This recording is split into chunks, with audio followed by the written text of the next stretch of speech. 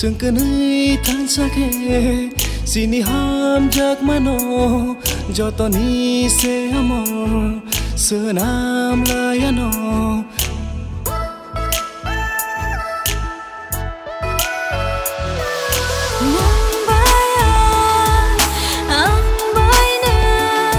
chừng cứ nơi than chắc khe chỉ đi ham chắc mà nó nắng bay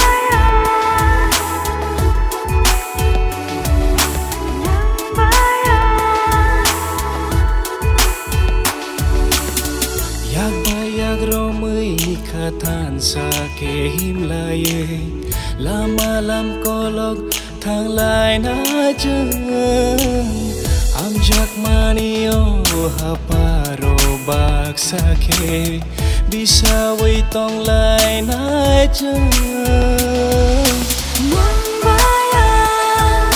nắng bay chừng cứ nơi than chắc khe chỉ đi ham chắc mà nó cho ta ni se mong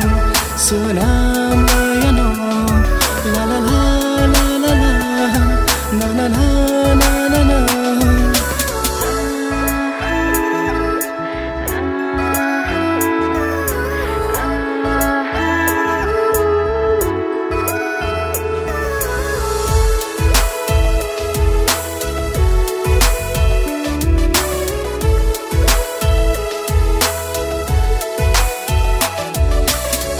chắc mà đi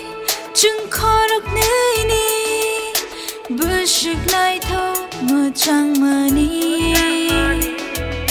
thì chắc bác cha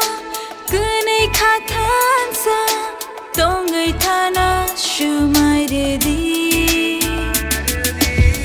ham cho gửi tông lại này khá bác xa ứng lại này là mau dễ âm cho mà phải vô lo khi bác xa ứng lại này khá nó than xa tôn lại này là mau thứ ya xa nó